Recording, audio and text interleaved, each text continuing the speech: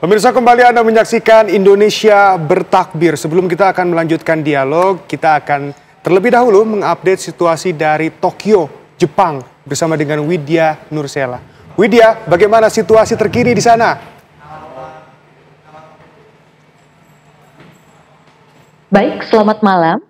Untuk Sena dan Vena di studio, hari ini saya tengah memantau langsung bagaimana proses persiapan Idul Fitri 1446 Hijriah di Masjid Indonesia Tokyo. Sebelumnya setelah sholat Isya terlihat dari adanya pembersihan karpet, penyambungan audio, video dari masjid ke balai hingga pemasangan backdrop yang dapat digunakan jemaah untuk berfoto esok hari. Kemudian berdasarkan hasil sidang isbat yang diselenggarakan oleh Komite Ruqyat Hilal Jepang pada hari ini, telah diputuskan bahwa 1 Syawal 1446 Hijriah jatuh pada Senin 31 Maret 2025. Kemudian agenda besok akan Duta Besar Indonesia untuk Jepang, Heri, bersama istri juga akan melaksanakan sholat Id di Masjid Indonesia Tokyo pada gelombang pertama.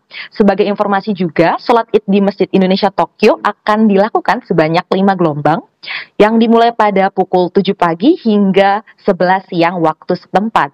Kemudian yang untuk gelombang pertama yang bertindak sebagai imam dan khutbah oleh Kiai Haji Muhammad Yusron Sidik. Beliau merupakan pengasuh Pondok Pesantren Mahasiswa Al-Hikam di Depok.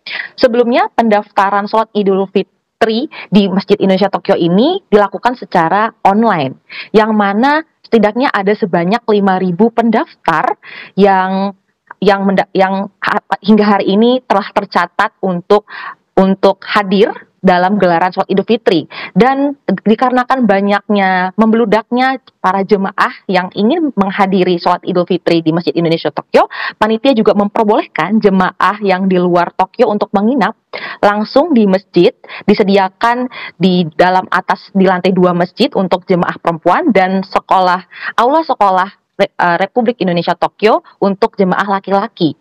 Nah, selain itu juga ada beberapa himbauan yang dilakukan oleh jika masyarakat ingin melakukan sholat Idul Fitri di Masjid Indonesia Tokyo. Yang pertama adalah menjaga nama baik Indonesia di Jepang, kemudian menjaga ketertiban, keamanan selama perjalanan dari rumah ke masjid dan hingga perjalanan kembali ke rumah, kemudian menjaga kebersihan, menjaga ketenangan lingkungan sekitar, tidak merokok selain di sekitar area yang telah ditentukan oleh pemerintah Jepang, dan tidak memarkir kendaraan dan berjualan di area pelaksanaan sholat Idul Fitri. Sementara demikian, Shena dan Vena di studio.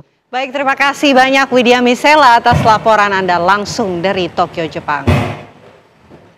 Kita lanjutkan dialog kita bersama Dr. Habib. Dr. Habib, tentunya ketika kita merayakan hari kemenangan, mengingat saudara-saudara kita justru tidak seperti kita bisa merayakan hari kemenangan dalam kondisi leluasa, miris rasanya dokter. Tapi apa sebetulnya kalau dari Dr. Habib yang pernah melihat kondisi di Gaza, Palestina, yang paling diharapkan ini apa, dok? Ya, betul.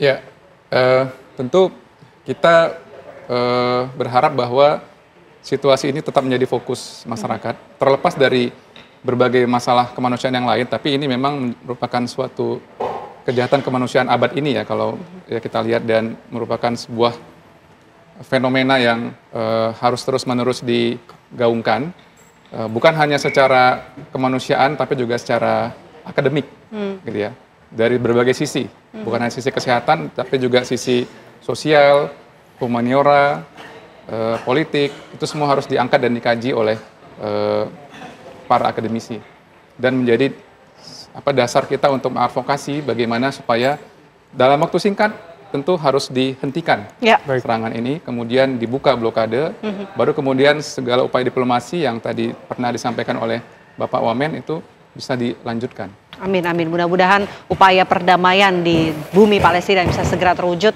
Amin. Terima kasih banyak Dr. Habib atas waktunya di program Indonesia Bertakbir. Sekali lagi mohon maaf lahir batin, selamat berlebaran.